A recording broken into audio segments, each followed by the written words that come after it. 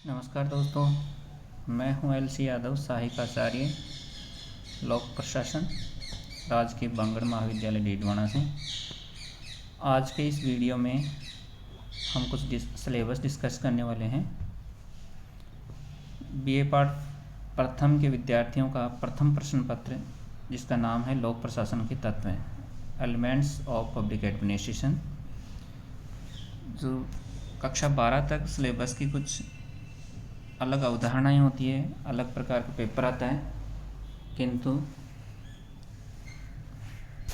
जब कॉलेज में आते हैं तो इसमें पाठ्यक्रम अलग प्रकार का होता है और उसमें यूनिट वाइज क्वेश्चन आते हैं। तो आइए आज हम बात करते हैं बीए पार्ट प्रथम के प्रथम प्रश्न पत्र लोक प्रशासन के तत्व की पाठ्यक्रम परिचर्चा पर। आपको पता होगा कि इसमें दो पेपर होंगे आपके, एलिमेंट्स ऑफ पब्लिक एडमिनिस्ट्रेशन और पब्लिक एडमिनिस्ट्रेशन इन इंडिया। तो पहला पेपर है वो 100 नंबर का होगा, 3 आवर्स होंगे इसमें, और इसमें 3 इकाइयाँ होती हैं। 3 इकाइयों में पहली इकाई, जिसको भाग ए बोलेंगे, अनिवार्य होती है। इसके सभी प्रश्न आपको करने होते हैं। इसमें 10 प्रश्न आएंगे जो तीनों इकाइयों में से होंगे। जैसे मैंने बताया पहले कि इकाई 3 होगी, एक इकाई ए, ब और स। इन तीनों इकाइयों में से ही 10 प्रश्न आएंगे और प्रत्येक प्रश्न 2 अंक का होगा, और ये सारे क्वेश्चन आपको करने अनिवार्य होंगे। दूसरी भाग बी भी अनिवार्य होगा, जिसमें इसमें 4 के कुल 5 प्रश्न 3 इकाइयों में से होंगे और 5 प्रश्नों को करना अनिवार्य होगा। भाग स में 6 प्रश्न होंगे। अभ्यर्थी को प्रत्येक इकाई से 2 प्रश्नों में से एक प्रश्न का चयन करते हुए कुल 3 प्रश्न करने होंगे कि 6 प्रश्न तीनों इकाइयों में से आएगा और तीनों इकाइयों में से एक एक प्रश्न करना अनिवार्य होगा, और ऐसे विकल्प के रूप में 2 में से एक करना होगा, और प्रत्येक प्रश्न 20 अंक का होगा। अब हम बात करते हैं कि इकाई 1 में क्या है, इकाई 2 में क्या है और इकाई 3 में क्या पाठ्यक्रम है। तो पहली इकाई है, उसमें लोक प्रशासन का अर्थ समझेंगे हम। प्रशासन और लोक प्रशासन में क्या अंतर होता है ये देखेंगे। लोक प्रशासन की प्रकृति क्या है, लोक प्रशासन का क्षेत्र क्या है, इसके बारे में बात करेंगे।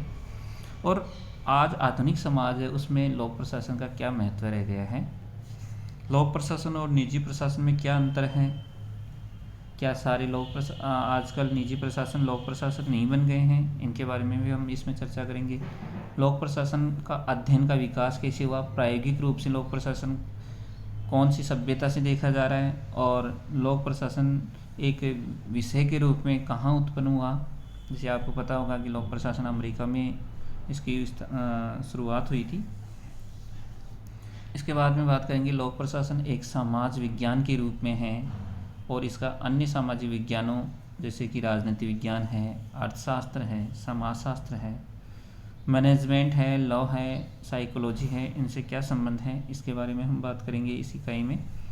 और लोक प्रशासन के अध्ययन का उपागम शास्त्रीय और मानवीय संबंध विचारधारा के रूप में, कि लोक प्रशासन एक विषय के रूप में उत्पन्न हुआ तो शास्त्रीय विचारक जैसे हेनरी फेयोल है, मैक्स वेबर है, टेलर है, इनका जो योगदान है, जो थिंकर हुए हैं मानवीय संबंध में, Elton Mayo, Mary Parker Follett, इसके बारे में इस इकाई में हम पढ़ने वाले हैं।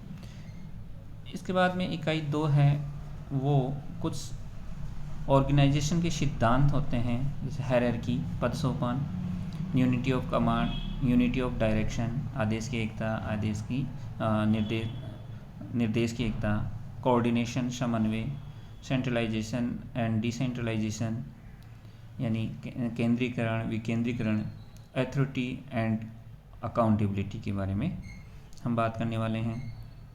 इसके बाद में आएगी संगठन की संरचना।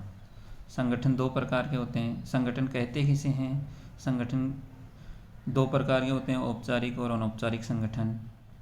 और जो एग्जीक्यूटिव होता है संगठन का, वो कैसे कार्य करता है, संगठन के सूत्र और स्टाफ अभिकरण होते हैं, लाइन और स्टाफ एजेंसीज, इसके बारे में बात करने वाले हैं। सुपरविज़न के बारे में, और इसके अलावा प्रत्यायोजन, डेलीगेशन, लीडरशिप, नेतृत्व, कम्युनिकेशन, संचार, लीडरशिप और डिसीजन मेकिंग, निर्णय, मनोबल, मोटिवेशन, अभिप्रेरणा के बारे में हम बात करेंगे।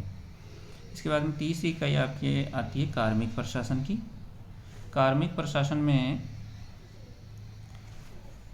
कार्मिक प्रशासन कहते किसे हैं, कार्मिक प्रशासन में किनको शामिल करते हैं और इसमें क्या चीज़ आती है वो हम देखेंगे। जैसे नौकरशाही का अर्थ क्या होता है, इसकी प्रकृति क्या होती है, लोक सेवा और उसके विकासशील समाज में क्या भूमिका है, लोक सेवाओं के बारे में उसका लोक सेवाओं को कितने भागों में बांटा गया है, वर्गीकरण देखेंगे, उसकी भर्ती प्रक्रिया कैसे होती है, कौन सी एजेंसी भर्ती लेती है, जैसे कि यूपीएससी, राजस्थान में आरपीएससी, इनकी संरचना क्या है, ये कैसे कार्य करती है, इनके बारे में पढ़ेंगे। फिर प्रशिक्षण, जैसे कि आईएएस का प्रशिक्षण मसूरी में होता है, लाल बहादुर शास्त्री युवा इंस्टीट्यूट है, उसमें वो एजेंसी कैसे काम करती है, प्रशिक्षण में कौन कौन सी बातों का ध्यान रखा जाता है, कौन सी बातों पर ज़्यादा जोर दिया जाता है, ये चीज़ें हम प्रशिक्षण में देखेंगे। और फिर प्रमोशन की क्या प्रोसेस होती है, इसमें प्रमोशन के 2-3 प्रकार होते हैं कि एक तो टाइम बाउंडेड पर प्रमोशन होता है, एक एफिशिएंसी के पर आधारित होता है, और फिर अगर कोई कर्मचारी सही काम नहीं कर रहा है, अपने कार्यों को सही संचालन नहीं कर रहा है, तो उस पर कैसे अनुशासनात्मक कार्रवाई होती है, अनुशासनात्मक कार्रवाई के कौन कौन से स्टेप होते हैं, इनके बारे में इस पूरे चैप्टर में या इस इकाई में हम पढ़ने वाले हैं। तो ये था प्रथम प्रश्न पत्र जो आपके पब्लिक एडमिनिस्ट्रेशन का जो पहला पेपर है उसके बारे में। Thank you so much.